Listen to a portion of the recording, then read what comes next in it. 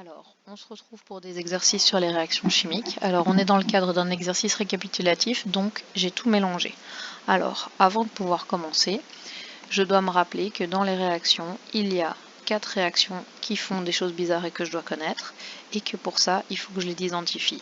Pour les identifier, je sais que c'est celles qui font intervenir un oxyde métallique et de l'eau, et toutes les autres dans lesquelles il y a un oxyde non métallique. Donc ce que je vais faire avant de commencer mon interro ou mon exercice, c'est prendre un petit fluo, et puis les mettre en évidence de façon à ne pas me tromper dans la marche à suivre lorsque je fais cet exercice. Alors, comme tous les exercices, vous mettez la vidéo en pause, vous faites l'exercice et puis vous corrigez, sinon l'exercice n'a pas d'intérêt. Donc ici, j'ai pas d'oxyde métallique, pas d'oxyde non métallique. Ici, j'ai un oxyde métallique, mais il ne réagit pas avec de l'eau. Là, j'ai un oxyde non métallique. Ici, j'ai un oxyde non métallique. Ici, j'ai un oxyde métallique, mais il ne réagit pas avec de l'eau. Là, j'ai un oxyde métallique qui réagit avec de l'eau. Donc je sais que ça va être aussi un des cas spéciaux. Un oxyde non métallique et un oxyde non métallique. Alors, je sais que quand je n'ai rien mis en évidence, ça répond à la réaction ABCD. Donc, la réaction ABCD, c'est quoi? C'est une réaction de tête à queue. Le premier se met avec le dernier, et ainsi de suite. Donc ça me donne toujours une molécule ADCB, mais parfois il faut que je réfléchisse un peu plus parce que j'ai pas ABCD, mais je n'ai que A et BC par exemple, comme dans la première réaction.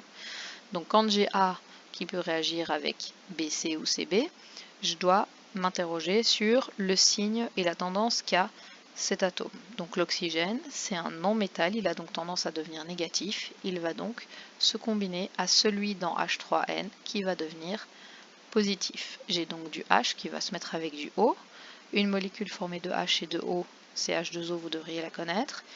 Il me reste du N tout seul, et attention, je me souviens qu'il y a un certain nombre d'atomes qui se baladent toujours par deux, c'est Needer-Overembeek, NOH, et puis toute la colonne 7, Cl2, F2, I2 et Br2.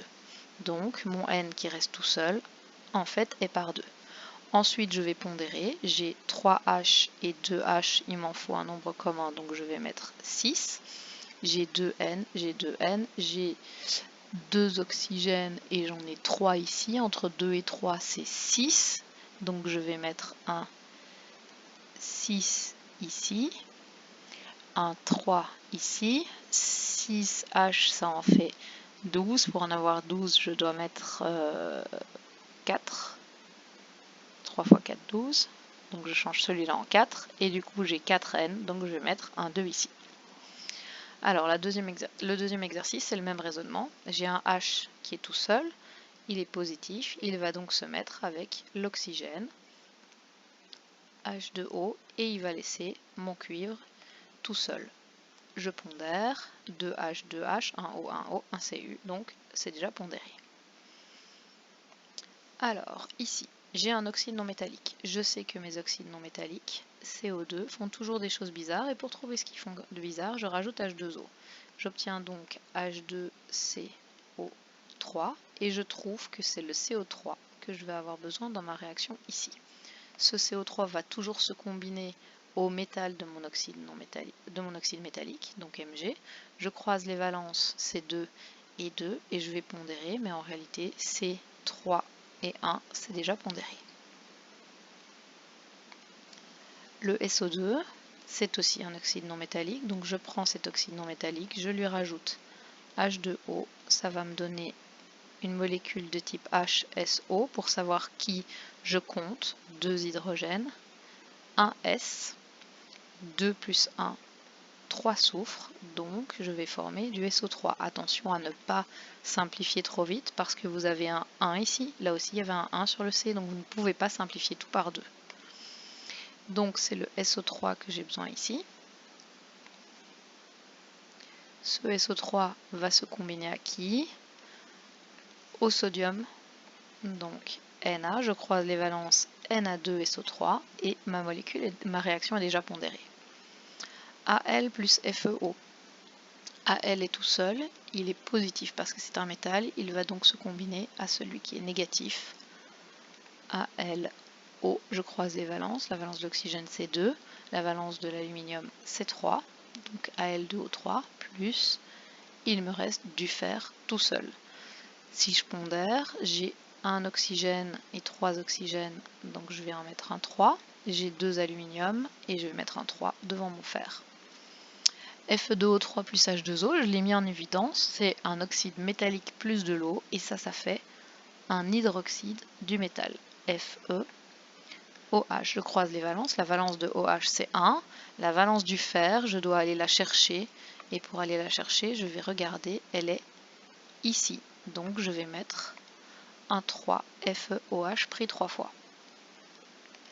Cl2O5 plus H2O, alors Cl2O5 c'est un oxyde non métallique, je vais lui rajouter H2O pour trouver H2Cl2O6, le tout se simplifie cette fois, donc je note HClO3, ce que j'ai besoin c'est mon ClO3.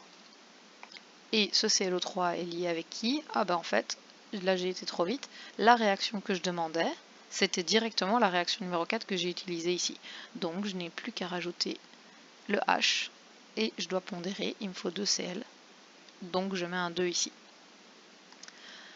Ici j'ai un oxyde non métallique, donc N2O5 plus H2O, ça donne H2N2O5 plus 1, 6. Ça donne HNO3. Ce que j'ai besoin, c'est NO3. Il est lié à l'aluminium parce qu'il est lié à l'atome positif de cette molécule-là. Je croise les valences. Et il me reste un OH qui va former une molécule d'eau.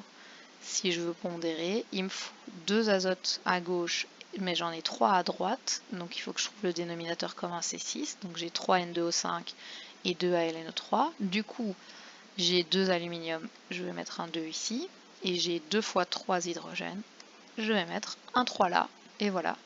C'est pas plus compliqué que ça va juste vous prendre du temps, donc je vous conseille de faire et refaire des exercices de façon à pouvoir vous entraîner.